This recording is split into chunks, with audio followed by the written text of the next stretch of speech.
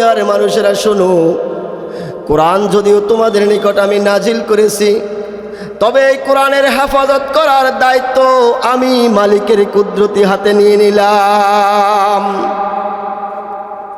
এমন কোরআন আমরা পেয়েছি, ও মুরব্বী বাবাজিরা, পর্দার আড়ালের মা ও বোনেরা ভালো করে শোনেন। আজকের দিনে আমরা কোরআনকে ভালোবাসতে পারি না, কোরআনের শিক্ষাকে আমরা প্রাধান্য দিতে পারি না, অথচ মহান মালিক এমন একটা গ্রন্থ আমাদের নিকট নাজিল করলেন, যেই গ্রন্থের শুরু থেকে শেষ পর্যন্ত ভুল তো হওয়া দূরের কথা, সন্দেহ নাই। আল্লাহ রব্বুল আলামিন কোরআনের প্রথমেই দলিল দিয়া বলে দিয়েছেন, যালিকাল কিতাবু লা রাইবা ফীহি। ও দুনিয়ার মানুষেরা রে, শুনে রেখো, শুনে রেখো, এমন একটা কিতাব তোমাদেরকে আমি দান করেছি, যেই কিতাবের ভিতরে ভুল তো নাই, সন্দেহ নাই। তোমাদের নিকট আমি 12টা মাস দিয়েছি, 12টা মাসের মধ্যে থেকে আমি একটা মাসকে শ্রেষ্ঠত্ব দান করেছি। বলেন তো দেখি, একটা মাস আমাদের নিকট বড়ই দামি মাস, সেই মাসটার নাম কি? জোরে বলেন। রমজান মাসটা 12টা মাসের মধ্য থেকে বাকি 11টা মাস থেকে রমজান মাসটাকে শ্রেষ্ঠত্ব দান করেছেন কে? সমস্ত নবী রাসূলদের মধ্য থেকে আখিরি নবী জনাবে মুহাম্মদ মুস্তাফা সাল্লাল্লাহু আলাইহি ওয়াসাল্লামকে শ্রেষ্ঠত্ব দান করেছেন কে? জোরে বলেন। পৃথিবীর ভিতরে লাখো, অনেক, অসংখ্য, অগণিত শহর রয়েছে। পৃথিবীর ভিতরে এমন 2টা শহর রয়েছে, যেই 2টা শহরের মর্যাদা, যেই 2টা শহরের সম্মান, যেই 2টা শহরের ফজিলত বাকি অন্যান্য শহরের তুলনায় শ্রেষ্ঠত্ব দান করেছেন কে? এমনকি অসংখ্য রাতের মধ্য থেকে একটি রাত আল্লাহ তাআলা আমাদেরকে শ্রেষ্ঠ রাত হিসাবে দান করে দিয়েছেন, যেই রাতটাকে আমরা বলে থাকি লাইলাতুল কদর। মাসের ভিতরে রমজান, রাতের ভিতরে লাইলাতুল কদর, শহরের ভিতরে মদিনাতুল মুনাওয়ারা, মক্কাতুল মুকাররমা, নবী রাসূলদের মধ্যে হাবিবে কিবরিয়া জনাবে মুহাম্মদুর রাসূলুল্লাহ সাল্লাল্লাহু আলাইহি ওয়াসাল্লাম, অসংখ্য ফেরেশতাদের মধ্য থেকে জিবরাইল আলাইহিস সালাতু ওয়াস সালাম। যা কিছুর নাম বললাম, প্রত্যেকটা নামে প্রত্যেকটা মানুষ, প্রত্যেকটা জায়গা, প্রত্যেকটা শহর, প্রত্যেকটার অসংখ্য রাতের মধ্য থেকে ওই রাতটাকে শ্রেষ্ঠত্ব দান করছেন। কারণ তো একটাই, কারণ এই রাতের সাথে সম্পর্ক কোরআনের সাথে, এই ফেরেশতার সাথে সম্পর্ক কোরআনের সাথে, আখিরি নবীর সাথে সম্পর্ক কোরআনের সাথে, শহরের সাথে সম্পর্ক কোরআনের সাথে। এমনকি আমাদের সমাজের ভিতরে একেবারে কম দামি অমূল্য একটা কাপড়ের টুকরা, যেটাকে আমরা কোরআনের জন্য তৈরি করে থাকি, জুজদান বলে নাম বলে থাকি। এই জুজদানটা যখন কোরআনের সাথে লেগে যায়, কোরআনের সাথে লাগার পরে এই জুজদানটা যদি কোনো অসতর্কতার কারণে হাত থেকে পড়ে যায়, মানুষগুলো এই কোরআনের জুজদানটাকে মাটি থেকে উঠায়া আফসোস করতে থাকে, মুখের ভিতরে লাগায়, চুমো খায়, বুকের ভিতরে লাগায়। কারণ তো একটাই বাবা, কারণ তো একটাই পর্দার আড়ালের মা। এই কোরআনের জুজদানের সম্পর্কটা, এই কাপড়ের টুকরার সম্পর্কটা আমার মালিকের কোরআনের সাথে হয়ে গেছে। যদি কম দামি একটা কাপড়ের টুকরার সম্পর্ক কোরআনের সাথে হওয়ার কারণে এত দামি হতে পারে, তাহলে সৃষ্টির শ্রেষ্ঠ মানুষ, এই মানুষের সম্পর্ক যদি আল্লাহর কোরআনের সাথে হয়ে যায়, তাহলে মানুষ কি দামি হবে না বেদামি হবে? চিল্লায়া বলি। এই জন্য রব্বুল আলামিন বলে দেন, আল কুরআন ওয়াহাব্বু ইলাল্লাহ মিনাস সামাওয়াতি ওয়াল আরদি ওয়া মান ফিহিন্না।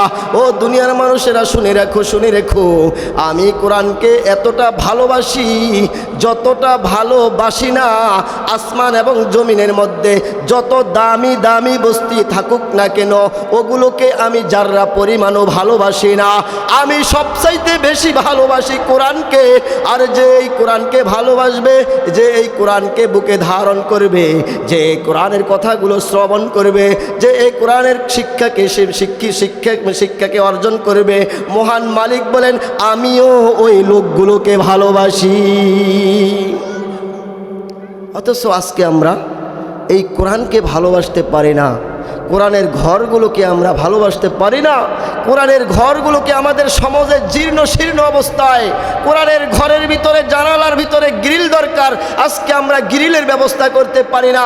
কোরআনের ঘরের ভিতরে ছাত্ররা দূর দূরান্ত থেকে পড়তে আসছে, কোরআন শিখতে আসছে, তাদের খাবারের ব্যবস্থা করতে পারি না।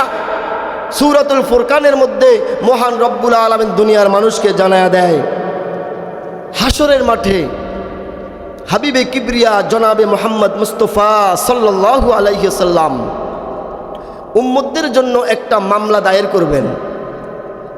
কোন উম্মতদের জন্য? যেই সকল উম্মতেরা এই কোরআনের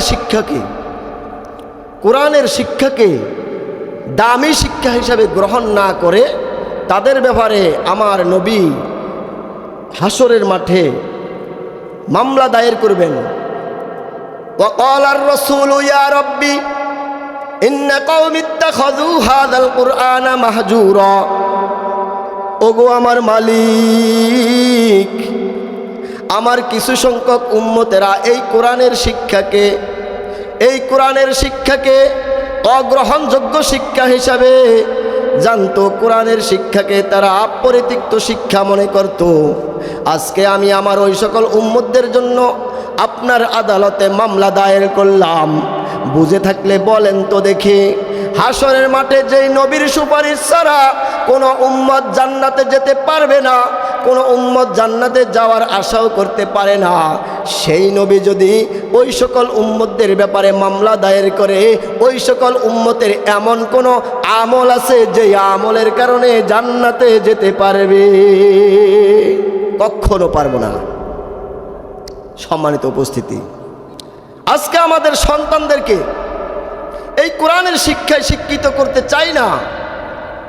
আমাদের ধারণা হলো যে কোরআনের শিক্ষায় শিক্ষিত করলে সন্তানরা দামি হতে পারে না, সন্তানরা ভালো ভালো চাকরি করতে পারে না, দুনিয়ার জমিনে টাকার পাহাড় গড়তে পারে না। অথচ আমার মালিক বলেন, এই কোরআনের শিক্ষায় যারা শিক্ষিত হবে, যেই সকল বাবা মারা তাদের সন্তানকে, নাতি নাতনিদেরকে কোরআনের শিক্ষায় শিক্ষিত করবে, এই সকল বাবা মারা ইহুকাল পরকাল উভয় জগতে দামি করে দিবেন কে? যখন হাসরের মাঠ কায়েম হয়ে যাবে, ভয়াবহ অবস্থায় চলবে, সমস্ত নবী রাসূলগণ ইয়া নাফসি ইয়া নাফসি বলতে থাকবে, উম্মতেরা ইয়া নাফসি ইয়া নাফসি বলতে থাকবে। আখিরি নবী জনাবে মুহাম্মদ মুস্তাফা সাল্লাল্লাহু আলাইহি সাল্লাম ইয়া উম্মতি বলতে থাকবে। ঠিক এই মুহূর্তে কোরআন প্রেমীদের সাথে একজন লোক হাঁটবে, হাফেজে কোরআনদের সঙ্গে একজন লোক হাঁটবে, পাশে দিয়ে হেঁটে বলবে, ভাই তুমি আমাকে চিনো কিনা? কোরআন প্রেমী হাফেজে কোরআন বলবে, না আমি তোমাকে চিনি না। কোরআনের কুদরতি জবান আল্লাহ রব্বুল আলামিন খুলে দিবেন।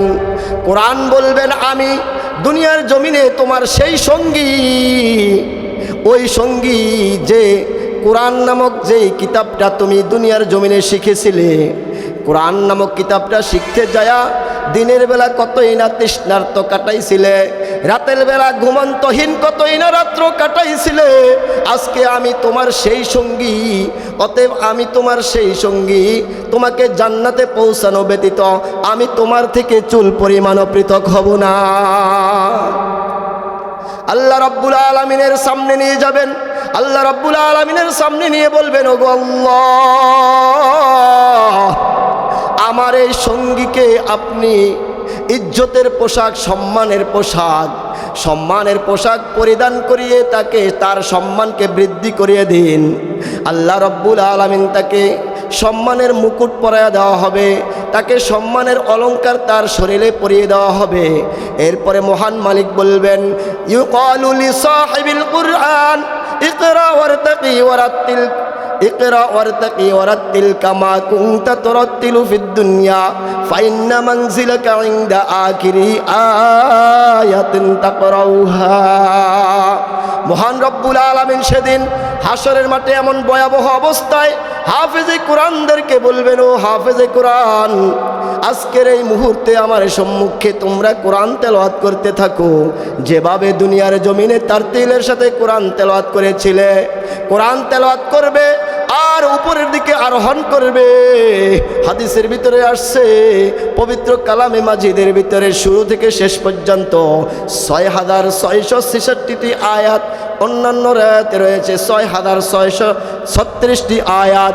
একজন হাফেজে কোরআন যখন ৬,৬৬৬টি আয়াত মহান রব্বুল আলামিনের সম্মুখে তারতিলের সাথে তেলাওয়াত করবেন, মহান মালিক হাফেজে কোরআনের ব্যাপারে সন্তুষ্ট হয়ে যাবেন এবং ঘোষণা করে দিবেন, ও হাফেজে কোরআন, জান্নাতের ভিতরে তুমি একটা ঘর তোমার জন্য অবধারিত হয়েছে, যেই ঘরটা ৬,৬৬৬তম বিশিষ্ট, তালা বিশিষ্ট একটি ঘর তোমার জন্য অবধারিত হয়ে গেছে।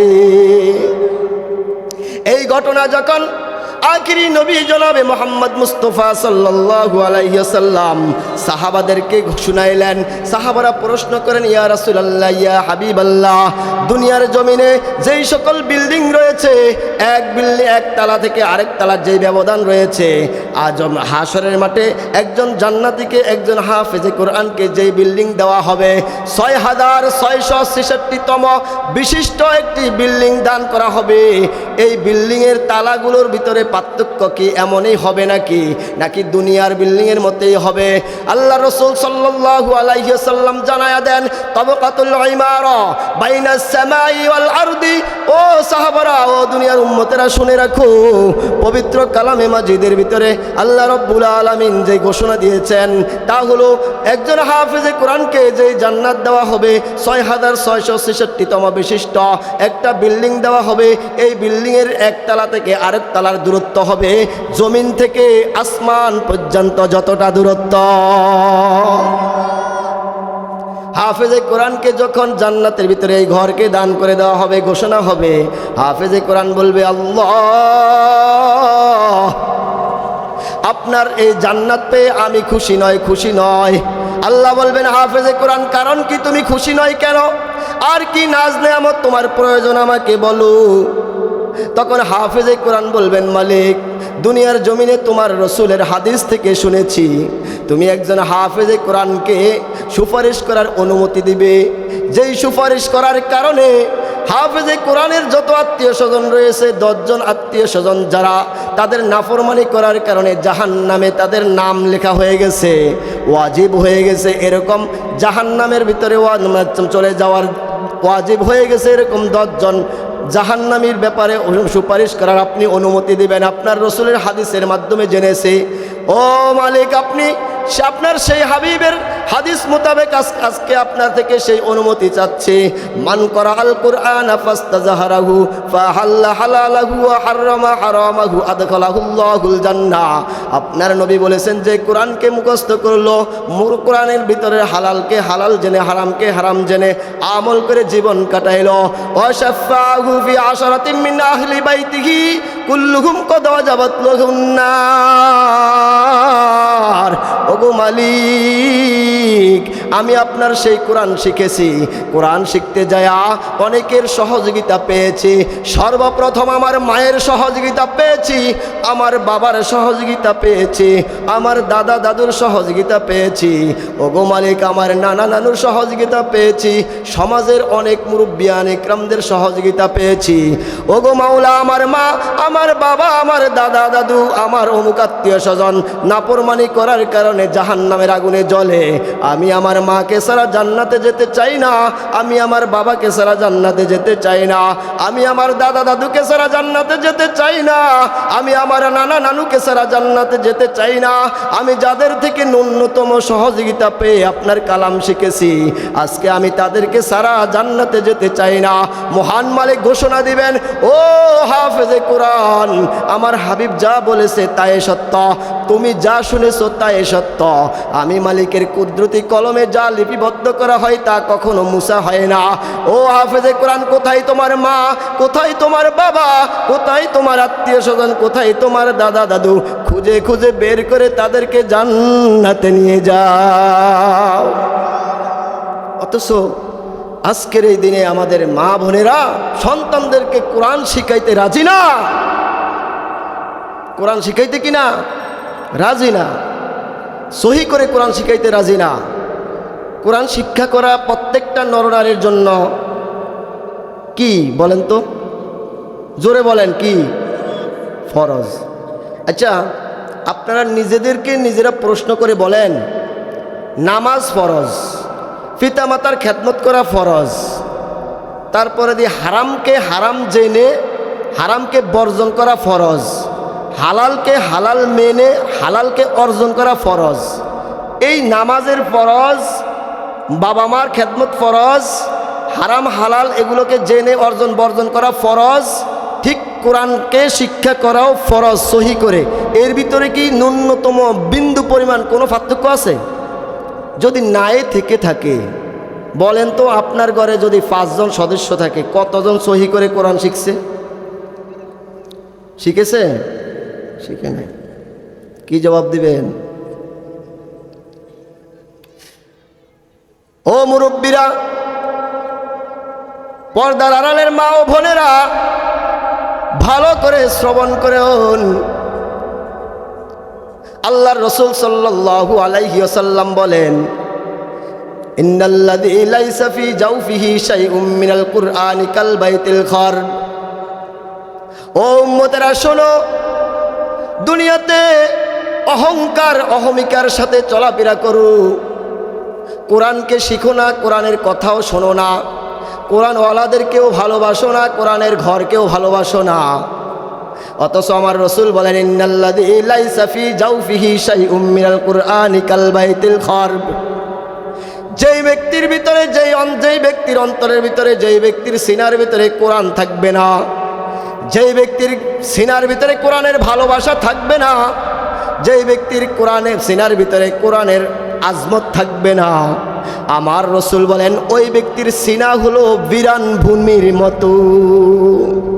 বিরান ভূমি বলা হয় এমন জায়গাকে, যেই জায়গার ভিতরে মানুষের বসতি নাই, আর যেই জায়গাতে মানুষের বসতি থাকে না, ওই জায়গাতে বসতি থাকে কাদের? জোরে বলেন তো।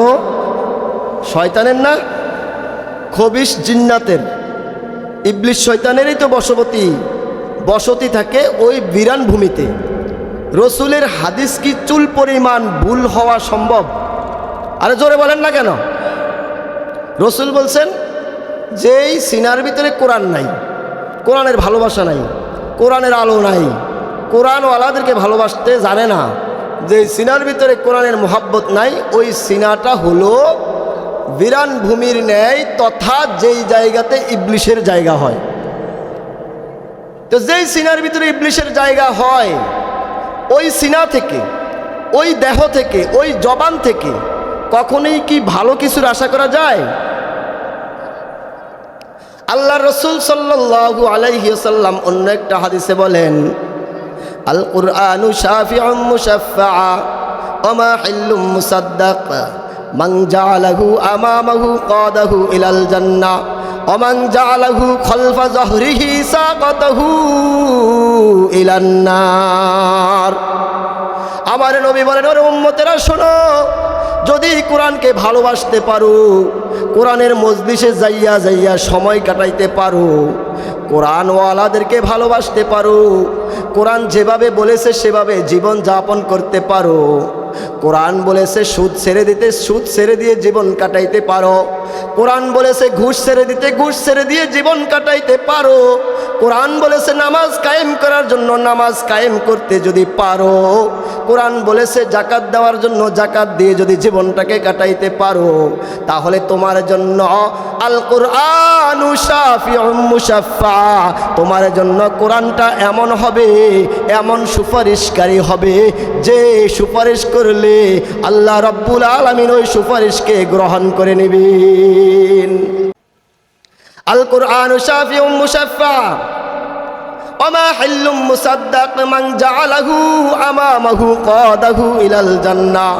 যে ব্যক্তি কোরআনকে সামনে ধারণ করবে, যে ব্যক্তি এই মনোভাব নিয়ে জীবন যাপন করবে, যে আমার কোরআন যা বলেছে যদি আমার এই কথাটা আমার বুঝের বাহিরেও হয়ে যায়, যদি আমার বিপরীত হয়ে যায়, আমার বিপক্ষেও চলে যায়, যদি এই কোরআন যা বলেছে তা আমি মানতে গিয়ে জীবন দিতে হয়, এক কথা যে ব্যক্তি কোরআনকে প্রাধান্য দিয়ে চলবে, কোরআনকে সামনে রাখবে, আল্লাহর রসুল বলেন ওই কোরআন মৃত্যুর সাথে সাথে ওই ব্যক্তিকে জান্নাতে প্রবেশ করে দিবে।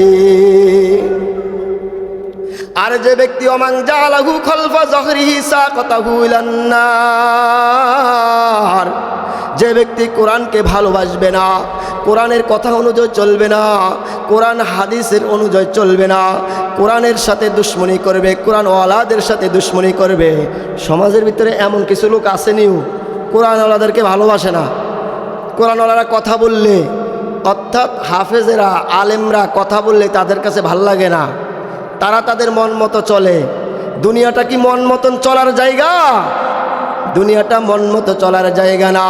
যুগে যুগে নবী রাসূল পাঠাইছেন, এখন আর নবী রাসূল আসবেন না।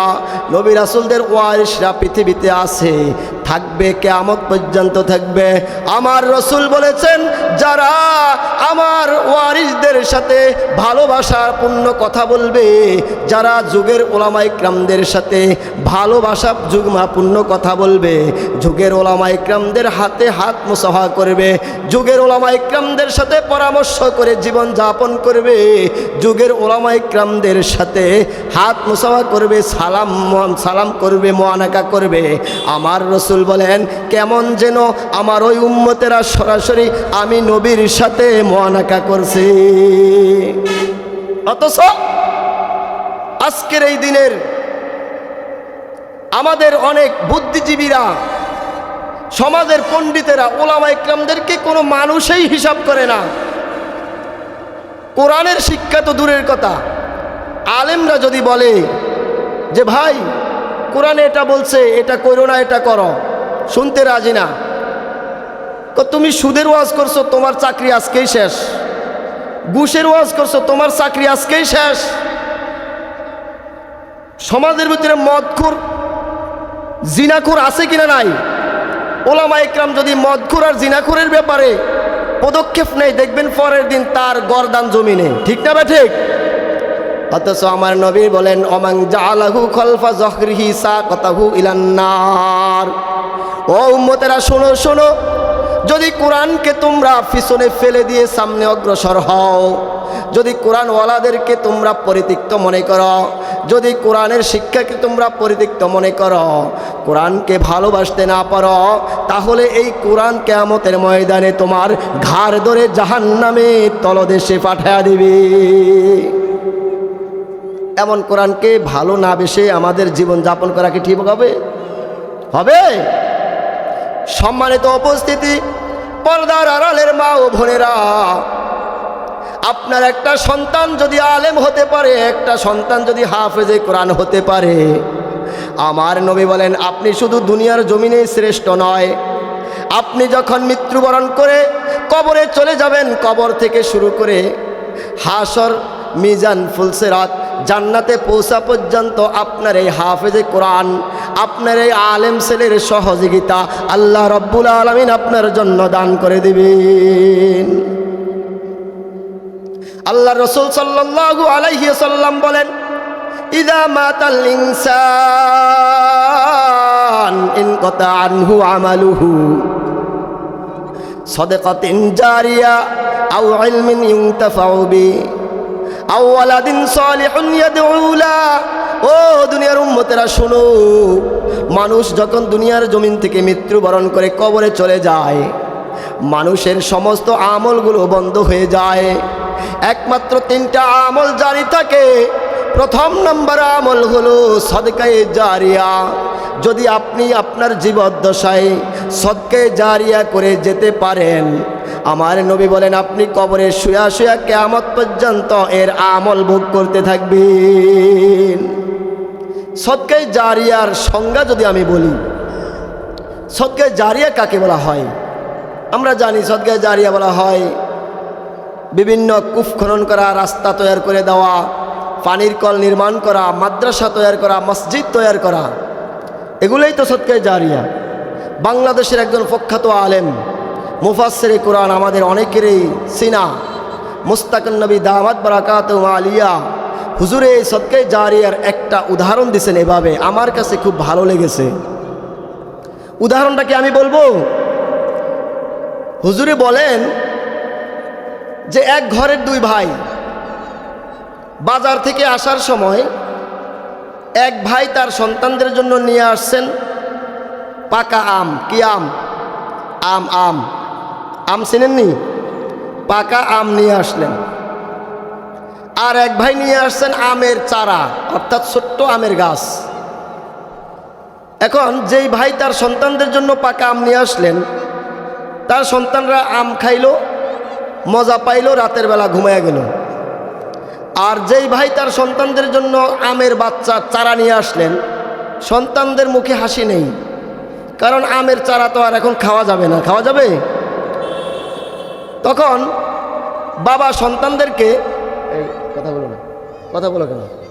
বাবা সন্তানদেরকে সান্ত্বনা দিয়ে বলতেছে যে ধৈর্য ধারণ করো, তোমরা আম শুধু একদিন খাইবা না, তোমার চাচাতো ভাইয়েরা তো খাইছে, মজা শেষ, ঘুমিয়ে গেছে, তোমরা একটু ধৈর্য ধারণ করো। সকালবেলা আম গাছটাকে রুইলেন, ভালোভাবে রুইয়া যত্ন করলেন।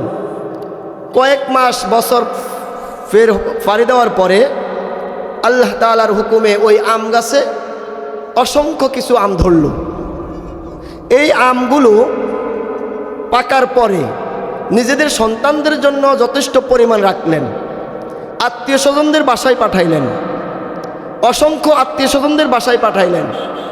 আম খুব সুস্বাদু, তারা আম খেয়ে খুব সন্তুষ্ট হইল। সাথে সাথে আমের বাড়াগুলো মাটিতে পুঁতে দিল, প্রত্যেকটা জায়গায় আমের গাছ উঠল। আর কিছু মাস, কিছু বছর পরে সেই আম গাছগুলোর ভিতরেও অসংখ্য আম ধরল।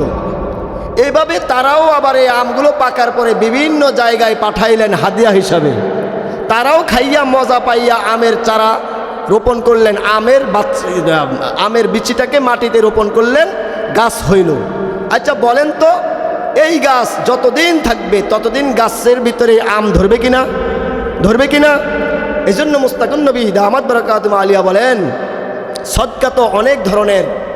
আমরা রাস্তায় ফকির মিসকিনদেরকে হাতে টাকা ধরায়া দেই, আমরা আমাদের বাড়ির আশেপাশের প্রতিবেশীরা যারা গরিব অসহায় তাদেরকে একবেলা খাওয়াই, আমরা মাদ্রাসায় দান করি, মসজিদে দান করি, আমরা বাচ্চারা, যে সমস্ত বাচ্চারা পড়ালেখা করার জন্য আসে তাদেরকে লজিন খাওয়াই, আমরা তাদেরকে জামা কিনে দেই, আমরা তাদেরকে কোরআন কিনে দেই, কিতাব কিনে দেই। বলেন তো, রাস্তার পাশে ফকিরদেরকে যে দান করলাম, বাড়ির প্রতিবেশী, আশেপাশের প্রতিবেশী যাদেরকে খাওয়াইলাম, আর এই যে ছাত্রদেরকে জামা কিনে দিলাম, কোরআন কিনে দিলাম, মসজিদের ইট বালু সিমেন্টের প্রয়োজন ব্যবস্থা করে দিলাম, মাদ্রাসার বেতনের ব্যবস্থা করে দিলাম, ওদের সদকা। আর এই সদকাগুলোর ভিতরে ব্যবধান কি আপনারা পেয়েছেন? ব্যবধান পান নাই? ব্যবধান হলো এটা, যেমন আম গাছ যতদিন পর্যন্ত থাকবে ঠিক তেমনিভাবে আম ধরবে, ঠিক তেমনিভাবে ওই ছাত্র যাকে আপনাদের সহযোগিতা করার মাধ্যমে ওই ছাত্রটা হাফেজ হইল, যেই মসজিদের ভিতরে সিমেন্ট বালির ব্যবস্থা করলেন, ওই মসজিদ যতদিন থাকবে, যেই মাদ্রাসার ভিতরে সিমেন্ট বালুর ব্যবস্থা করলেন, বেতনের ব্যবস্থা করলেন, ওস্তাদদেরকে থাকার ব্যবস্থা করলেন, ওই মাদ্রাসা যতদিন থাকবে, ওই ছাত্র যতদিন পর্যন্ত হাফেজ হয়ে অন্য ছাত্রকে পড়াবে, ওই ছাত্র হাফেজ হয়ে আরেক ছাত্রকে পড়াবে, ঠিক তেমনিভাবে কিয়ামত পর্যন্ত যেমন এদের এই শিক্ষাটা জারি থাকবে, আপনি শুয়ে শুয়ে কবরের ভিতরে এই সদকা হিসাবে এই আমলগুলো পেতে থাকবেন। সুবহানাল্লাহ বলেন। এই হলো সদকায়ে জারিয়া। 2 নম্বর আমল, মানুষ মৃত্যুবরণ করার পর 2 নম্বর আমল জারি থাকে, সেটা হলো ওই আমল, ওই এলেম, যে এলেম আপনি অর্জন করলেন, যে এলেম অর্জন করার পরে আপনি দুনিয়ার জমিন থেকে চলে গেছেন, কিন্তু আপনার এলেম দ্বারা দুনিয়াবাসীরা ফায়দা হাসিল করতেছে। সুবহানাল্লাহ বলেন। এমন ফায়দাজনক এলেম যদি আপনি দুনিয়াতে রেখে যেতে পারেন, আপনার ওই এলেম দ্বারাও কিয়ামত পর্যন্ত আপনার কবরে সওয়াব পৌঁছতে থাকবে। সংক্ষেপে বলি, সময় একেবারে শেষের দিকে চলে আসছে। সম্মানিত উপস্থিতি, 3 নম্বর আল্লাহ রসুল বললেন ওয়ালাদিন সালিহুন ইয়াদউ লাহ, ওই নেক সন্তান, ওই নেক সন্তান, যেই নেক সন্তান আপনি রেখে গেলেন আপনার মৃত্যুর পরে, ওই নেক সন্তান আপনার জন্য কবরে সব সময় দোয়া পৌঁছাইতে থাকে। আপনার মৃত্যু পর্যন্ত আপনার কবরে শুয়ে শুয়ে আপনি আপনার ওই নেক সন্তানের পক্ষ থেকে দোয়া পেতে থাকেন। আল্লাহ রসুল সাল্লাল্লাহু আলাইহি ওয়াসাল্লামের এই হাদিস বুঝাইতে যাইয়া হযরত জাকারিয়া রহমাতুল্লাহ আলাইহি তার কিতাবের ভিতরে একটি ঘটনা এনেছেন।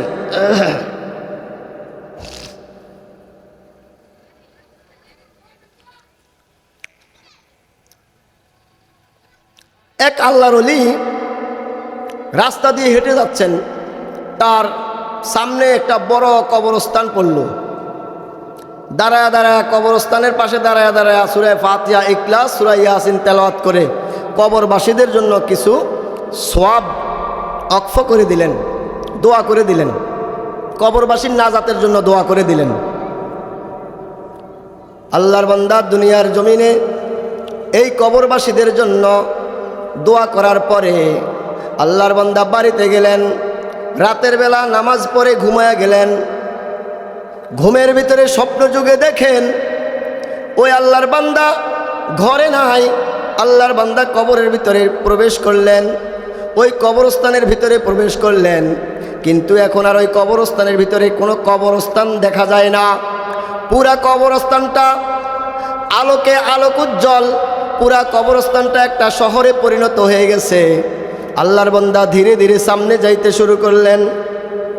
আল্লাহর বান্দা যখন সামনে গেলেন দেখলেন বিশাল একটা লম্বা লাইন। এই লম্বা লাইনের সামনে দুইজন ব্যক্তি, যেই দুইজন ব্যক্তি এত রূপময়, এত সুন্দর, যাদের চেহারার ভিতর থেকে নূর চমকাইতেছে।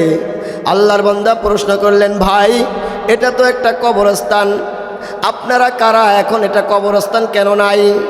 ওই দুইজন ব্যক্তি বলে, অবশ্যই আল্লাহর বান্দা এটা একটা কবরস্থান, তবে এই কবরস্থানের পাশ দিয়ে দিনের বেলা একজন আল্লাহর বান্দা হেঁটে যাওয়ার সময় এই কবরবাসীদের জন্য কিছু সওয়াব দান করলেন। আমরা আল্লাহর পক্ষ থেকে ফেরেশতা এসে এই সওয়াবগুলো এই কবরবাসীদেরকে বন্টন করে দিচ্ছি। সুবহানাল্লাহ বলেন। আল্লাহর বান্দা একটু একটু করে আবার সামনে গেলেন, সামনে যা দেখলেন একটা কবর দেখা যাচ্ছে। ওই কবরের ভিতরে একজন মহিলা বসে বসে হাসতেছে। আল্লাহর বান্দা অবাক হয়ে গেলেন। সমস্ত কবরবাসীরা দাঁড়ায় লাইন ধরে কবরবাসীরা লাইন ধরে সওয়াব নিতেছে, অথচ মহিলাটা কবরের ভিতরে শুয়ে শুয়ে হাসতেছে। আল্লাহর বান্দা প্রশ্ন করলেন, মাগো আপনি কবরের ভিতরে শুয়ে শুয়ে হাসতেছেন, বসে বসে হাসতেছেন, অথচ আপনার আশেপাশের কবরবাসীরা লাইন ধরে সওয়াব নিতেছে, আপনি কেন লাইন ধরছেন না আর সওয়াবও নিচ্ছেন না? মহিলাটা আল্লাহর বান্দাকে হেসে উঠে বলে, ও আল্লাহর বান্দা, এই দিনে এই মুহূর্তে আমি লাইন ধরে সওয়াব নেওয়ার কোনো প্রয়োজন নাই। আল্লাহর বান্দা প্রশ্ন করেন, মাগো কারণ কি, একটু খুলে বলেন। মহিলাটা বলে, ওগো আল্লাহর বান্দা, আমি যখন দুনিয়ার জমিনে ছিলাম আমার গর্ভে একটা সন্তান আসলো। সন্তানটা যখন 10 মাস 10 দিন পরে প্রসব করলাম, প্রসব করার পরে আমি যখন দেখলাম আমার সন্তানটা ছেলে সন্তান হলো, আমি সাথে সাথে আমার সন্তানটার ডাইন কানে আজান এবং বাম কানে ইকামত দিলাম। আমার সন্তানটার আকিকা করলাম, আমার সন্তানটার ভালো একটা নাম রেখে দিলাম, যেই নামগুলো সাহাবাদের নামের সাথে সামঞ্জস্য, যেই নামগুলোর অর্থ ইসলামিক নামের ভিতরে পড়ে, এমন একটা নাম রেখে দিলাম। সম্মানিত উপস্থিতি, মুরব্বী বাবাজিরা, যুবক ভাইয়েরা, আজকে আমাদের সমাজে আমাদের সন্তানদের নাম রাখি এমন নাম যেই নামের সাথে সম্পর্ক থাকে নায়ক নায়িকাদের নামের সাথে, ঠিক না বা ঠিক? যেই নামের সাথে সম্পর্ক থাকে খেলোয়াড়দের নামের সাথে, অথচ রসুল বলছেন তোমাদের সন্তানদের নাম রাখো সাহাবাদের নামের সাথে সামঞ্জস্য করে, তোমাদের সন্তানদের নাম রাখো এমন নাম যেই নামের অর্থগুলো ভালো ভালো হয়। নামের একটা তাসির আছে, নামের যে একটা তাসির আছে, এটা একটা ঘটনা বলবো। আল্লাহ রসুল সাল্লাল্লাহু আলাইহি ওয়াসাল্লামের জমানায় এক ইহুদি উট ফালতো দুইটা, একটা ওটের নাম রাখছে ওমর, আর একটা ওটের নাম রাখছে কি আবু বকর। আচ্ছা, জেনে থাকলে বলবেন, উমর রাদিয়াল্লাহু তাআলা আনহুর মেজাজ কি ঠান্ডা না গরম? গরম না? কম গরম না বেশি গরম? আরে কত বেশি গরম ছিল! উমর রাদিয়াল্লাহু তাআলা আনহু যেই রাস্তা দিয়ে হাঁটতেন, ওই রাস্তায় তো ইবলিস শয়তান হাঁটতেই না, বরং 70 হাত দূরে দিয়া চলতো শয়তান। সুবহানাল্লাহ বলেন। তো একদিন এই ইহুদি উটের কাছে গেছে উটকে খাবার দেওয়ার জন্য। তো একটা উটে লাথি মারিয়া, আল্লাহর নাম হলো ইহুদিরে মারিয়া ফেলাইছে, ইহুদি মারা গেছে। আল্লাহ রসুলের নিকট যখন সংবাদ পৌঁছল, রসুল জিজ্ঞেস করলেন যে তাকে যে উটটা মারছে খবর নিয়ে দেখো, ওই উটটা হলো ওই উট যেই উটের নাম ওই ইহুদি ওমর রেখেছে।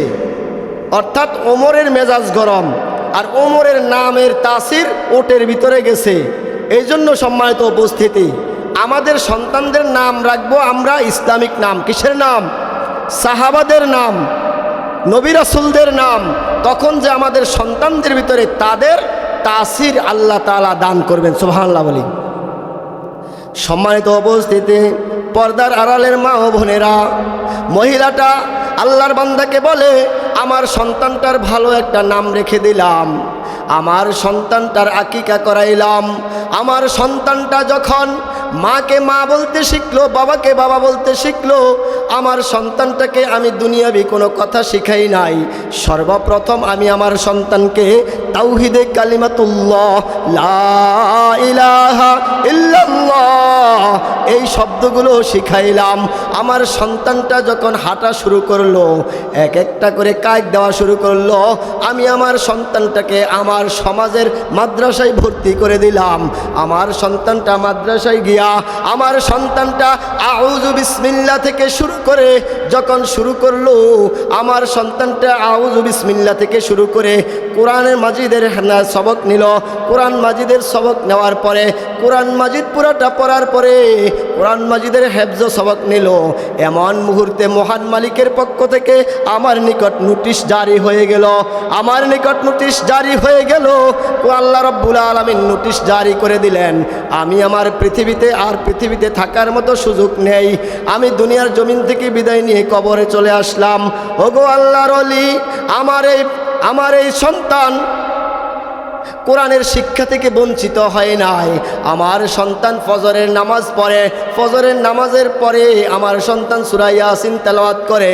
আমার সন্তান জোহরের নামাজ পড়ে, জোহরের নামাজের পরে কোরআন তেলাওয়াত করে। আসরের নামাজ পড়ে, আসরের নামাজের পরে আমার জন্য দোয়া করে। মাগরিবের নামাজ পড়ে, মাগরিবের নামাজের পরে আমার জন্য দোয়া করে। ইশারের নামাজ আদায় করে আমার জন্য দোয়া করে। শুধু তাই নয় ওগো আল্লাহর বান্দা, আমার সন্তান গভীর রজনীতে যেই মুহূর্তে পৃথিবীর সমস্ত অফিস আদালতগুলো বন্ধ হয়ে যায়, পৃথিবীর সমস্ত মানুষগুলো ঘুমে বিভোর হয়ে যায়, পৃথিবীর সমস্ত পশু পাখিগুলো ঘুমে বিভোর হয়ে যায়, পৃথিবীর সমস্ত বাড়িঘরের গোয়াল ঘরের গরুগুলো ঘুমিয়ে যায়, ঠিক তখনই আমার সন্তানটা গভীর রজনীতে কনকনে শীতের ভিতরে ঘুম থেকে জাগ্রত হয়ে ঠান্ডা পানি দিয়ে ওযু করে আমার সন্তানটা 2 রাকাত তাহাজ্জুদ নামাজ আদায় করে। আমার সন্তানটা তাহাজ্জুদ নামাজ আদায় করার পর হাত দুটো উপর দিকে তুলে আমার সন্তানটা আমি মায়ের জন্য দোয়া করে, রব্বির হামহুমা কামা রব্বায়ানি সগীরা। আমার সন্তানটা যখন 2টা হাত তুলে আমি মায়ের জন্য দোয়া করে, আল্লাহ রব্বুল আলামিন আমার কবরে বৃষ্টির মতো সওয়াব পাঠাইতে থাকেন। এই জন্য আজকের এই মুহূর্তে আমার নেকের কি নাই, প্রয়োজন নাই। আমার সন্তান দুনিয়ার জমিনে থেকে আমার জন্য দোয়া করতে থাকেন, আর ওই দোয়া আমার কবরে বৃষ্টির ন্যায় পৌঁছতে থাকে। সম্মানিত উপস্থিতি, কবরটা হলো এমন একটা জায়গা, আল্লাহ রসুল সাল্লাল্লাহু আলাইহি ওয়াসাল্লাম বলেছেন, আল কবরু ইম্মা রাউযাতুম মিন রিয়াদিল জান্নাহ ওয়া ইম্মা হুফরাতুম মিন হুফারিন নার। ও উম্মতেরা শুনে রেখো, কবর হলো তোমাদের জন্য হয়তো জান্নাতের একটা টুকরা, না হয় কবর হলো তোমাদের জন্য জাহান্নামের একটা গর্ত। নাউজুবিল্লাহ বলেন। আজকে তো আমরা অনেক সময় বিভিন্ন জায়গায় যাইয়া, শহরে যাইয়া কবরে সেজদা করি, কবরবাসীর জন্য কি করি, মান্নত করি। অথচ হাদিসের ভিতরে আসছে কোনো কবরবাসীদের থেকে কিছু আনা যায় না। প্রত্যেকটা কবরবাসী দুনিয়ার জমিনে যারা জীবিত তাদের নিকট মুখাফেকি। প্রত্যেকটা কবরবাসী দুনিয়ার জমিনে যারা জীবিত তাদের থেকে কি মুখাফেকি, অর্থাৎ তাদের থেকে চায়। কবরবাসীদের থেকে আনার কিছু নাই, কবরবাসীদেরকে দিতে হয়। একমাত্র আখিরি নবী জনাবে মোহাম্মদ মুস্তফা সাল্লাল্লাহু আলাইহি সাল্লামের রওজা মোবারক ছাড়া প্রত্যেকটা কবরবাসী, এক কথায় নবী রাসূলদের রওজা ছাড়া বাকি প্রত্যেকটা কবরবাসী দুনিয়ার মানুষ থেকে চায়। কিন্তু এটার উল্টা আমাদের ভিতরে পাওয়া যায়। আমরা অনেক সময় মাজারে যায়া কবরবাসীদের উপরে মান্নত করি কিনা? হারাম। যদি পিছনে কেউ এরকম করে থাকেন, মান্নত করে থাকেন, তওবা করে আর কখনোই এরকম কাজ করা যাবে না। যাবে কি? সময়ত উপস্থিতি, কবর এমন একটা ঘর, কিতাবের ভিতরে আসছে পূর্ব দিগন্তে যখন সূর্য উদিত হয়, সূর্য উদিত হওয়ার সাথে সাথে যেমন পৃথিবীবাসী পৃথিবীতে আলোকময়, পৃথিবীতে আলো ছড়ায়া পড়ে, ঠিক তেমনিভাবে কবর এমন একটা ঘর, যদি তার নেককার সন্তান দুনিয়াতে থেকে থাকে, যদি তার আমল ভালো হয়, যদি তার সদকায়ে জারিয়া থাকে, যদি তার জন্য কোনো ব্যক্তি ইসালে সওয়াব করে, ঠিক তেমনিভাবে তার কবরটা আলোকিত হয়ে যায়। আর পশ্চিম দিগন্তে সূর্য যেমন চলে যায়, সূর্য যেমন অস্তমিত যাওয়ার পরে পুরা পৃথিবীতে অন্ধকার নেমে আসে, ঠিক তেমনিভাবে যদি কবরবাসী আল্লাহর নাফরমান হয়, কবরবাসীর আমল যদি খারাপ হয়, ঠিক তেমনিভাবে ওই কবরবাসীর কবরটাও অন্ধকারে পরিণত হয়ে যায়। নাউজুবিল্লাহ বলি। নেককার সন্তান যদি দুনিয়াতে থাকে আর তারা যদি মা বাবার জন্য ইসালে সওয়াব করে, এর দ্বারা যে মা বাবারা মাপ পায়, আমি কি এই হাদিস মোতাবেক একটি ঘটনা আপনাদেরকে শোনাবো? সময়ও অল্প আছে, এর ভিতরে ঘটনাটা বলে দেই, শোনেন। যুগের শ্রেষ্ঠ আলেম জুনায়েদ বাগদাদী রহমতুল্লাহ আলাইহি, যুগের শ্রেষ্ঠ আলেম জুনায়েদ বাগদাদী রহমতুল্লাহ আলাইহি ঘুমের ভিতরে স্বপ্নে দেখেন তার সমাজের মধ্যে একজন যুবক কবরের ভিতরে সাজা পাইতেছে।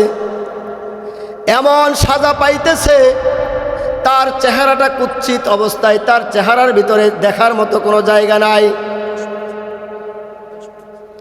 যুবক সন্তানটা, যুবক ছেলেটা হুজুরের নিকট আইসা বলতেছে, হুজুর, আমি আপনার সমাজের একটা ছেলে, অনেক আগে মারা গেছি হুজুর। জুনায়েদ বাগদাদী রহমতুল্লাহ আলাইহি বলেন, ও যুবক, তুমি আমার সমাজের সন্তান, কিন্তু আমি তো তোমাকে চিনি না। যুবকটা বলেন, হুজুর, আমি অনেক আগেই মৃত্যুবরণ করেছি। আল্লাহর ওলি জুনায়েদ বাগদাদী রহমতুল্লাহ আলাইহি বলেন, আমার নিকট কি চাও তা খুলে বলো। যুবকটা বলে, ও আল্লাহর ওলি জুনায়েদ বাগদাদী রহমতুল্লাহ আলাইহি, আমার পৃথিবীতে কেউ জীবিত নেই, একমাত্র একটা মেয়ে আছে, ওই মেয়েটা পৃথিবীতে জীবিত আছে।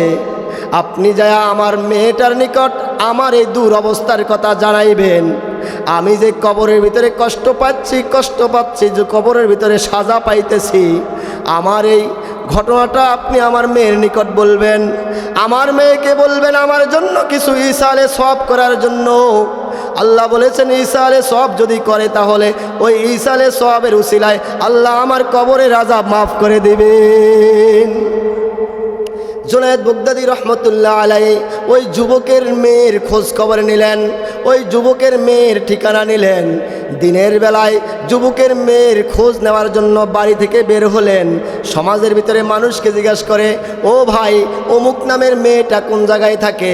মানুষগুলো আল্লাহর ওলি জুনায়েদ বাগদাদী রহমাতুল্লাহ আলাইহিকে বলেন, ও আল্লাহর ওলি, ওই মেয়েটা হলো নাফরমান, ওই মেয়েটা হলো সমাজের সবচেয়ে খারাপ দুশ্চরিত্র একটা মহিলা। আপনি ওই মহিলার কেন খোঁজ নিচ্ছেন? আপনি ওই মহিলার নিকট কেন যাবেন? আল্লাহর ওলি জুনায়েদ বাগদাদী রহমাতুল্লাহ আলাইহি বলেন, ও ভাই, আমার প্রয়োজন আছে, আমাকে তার ঠিকানাটা বলে দাও। ঠিকানাটা বলে দেওয়ার পরে জুনায়েদ বাগদাদী রহমাতুল্লাহ আলাইহি ওই মেয়েটার নিকট গেলেন। যাইয়া দেখলেন ওই মেয়েটা গোসল করে নদীর কুল থেকে উপরের দিকে উঠতেছে। আল্লাহর ওলি জুনায়েদ বাগদাদী রহমাতুল্লাহ আলাইহি মেয়েটাকে দাঁড় করাইলেন। দাঁড় করাইয়া বলতেছেন, মা গো, আমি তোমার কাছে একটি কথা বলতে চাই। নাফরমান মহিলাটা, আল্লাহর দুশ্মন মহিলাটা, এই মহিলাটা নাফরমানি করতে করতে, গুনার কাজ করতে করতে তার চেহারার ভিতরে নূর নাই, তার অন্তরের ভিতরে কোনো মায়া মোহাব্বত নাই, তার ভিতরে কোনো আদব নাই। মহিলাটা বেয়াদবের সুরে উত্তর দিয়ে বলল, কি বলতে চান বলেন? আল্লাহর ওলি জুনায়েদ বাগদাদী রহমাতুল্লাহ আলাইহি বলেন, মাগো, তোমার বাবা দুনিয়ার জমিন থেকে অনেক আগেই বিদায় নিয়ে কবরে চলে গেছেন। তোমার বাবার একটা সংবাদ আমি তোমার নিকট পৌঁছাইতে চাই। মহিলাটা বলে, আমার বাবা তো অনেক আগেই কবরে চলে গেছে, তার আবার কিসের সংবাদ শোনাতে চান? আল্লাহর ওলি জুনায়েদ বাগদাদী রহমাতুল্লাহ আলাইহি বলেন, মাগো, তোমার বাবা কবরে আযাব পাইতেছে, তোমার বাবা কবরে শাস্তি পাইতেছে। তোমার বাবা আমার নিকট সংবাদ পৌঁছাইছে, যাতে করে আমি তোমার নিকট সংবাদটা পৌঁছাই। মাগো, তোমার বাবা বলেছে তোমার বাবার জন্য ঈসারে সওয়াব করার জন্য, তোমার বাবার জন্য দান সদকা করার জন্য, তোমার বাবার জন্য মাদ্রাসা মসজিদে দান খয়রাত করার জন্য বলে দিয়েছে। যদি তুমি ঈসারে সওয়াব করো, তাহলে আল্লাহ তোমার ঈসারে সওয়াব করার উসিলায় তোমার বাবাকে কবরের আযাব মাফ করে দিবেন। মহিলাটা এমন এই নাফরমান, এমন এই অপরাধী, এমন এই সাজাপ্রাপ্ত, এমন এই গুনাহগার মহিলাটা আল্লাহর ওলি জুনায়েদ বাগদাদী রহমাতুল্লাহ আলাইহির কথাটাকে কর্ণপাত না করে তার দিকে তিরস্কারমূলক কিছু পানি ছুঁড়ে মারলেন।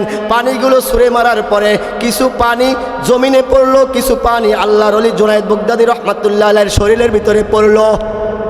আল্লাহর ওলি জুনায়েদ বাগদাদী রহমাতুল্লাহ আলাইহির মনটা খারাপ করে বাড়িতে চলে গেলেন। রাতের বেলা ঘুমাইলেন, ঘুমের ভিতরে স্বপ্নে দেখেন যুবকটা আবার উপস্থিত। কিন্তু আজকে যেই যুবক আসছে, এই যুবকের চেহারার ভিতরে ঝলমল করতেছে, সুবহানাল্লাহ বলি। এই যুবকের চেহারার ভিতরে নূরে ঝলমল করতেছে। যুবক হাসতেছে আর বলতেছে, আল্লাহর ওলি, আমাকে আল্লাহ মাফ করে দিছেন। আল্লাহর ওলি বলতেছে, বাইরে, তোমার মেয়ে তো আমার কথাটাকে গ্রহণ করে নাই, বরঞ্চ আমাকে অপমানি করে ফেলে ফাটিয়ে দিয়েছে। তোমাকে কিসের উসিলায় মাফ করা হলো? আল্লাহর ওলিকে যুবকটা বলতেছে, ওগো আল্লাহর ওলি, আমার মেয়েটা যে আপনাকে পানি ছুঁড়ে মারলো, কিছু পানি জমিনে পড়লো, কিছু পানি আপনার শরীরে পড়লো। জমিনে যে পানিগুলো পড়লো, এই পানিগুলো থেকে কিছু পোকামাকড় পান করেছে। যেই পোকামাকড়গুলো দীর্ঘদিন অনাবৃষ্টি হওয়ার কারণে প্রাণ যায় যায় অবস্থা, কিন্তু আমার মেয়ের এই ছুঁড়ে পেলা পানিগুলোর দ্বারা তারা নতুন জীবন পেয়েছে। তারা যখন পানি পেয়ে তৃপ্তি লাভ করলো, তারা আল্লাহর দরবারে দোয়া করলো, আর ওই পানির ফুটার বিনিময়ে আল্লাহ আমার কবরের আযাব মাফ করে দিয়েছে।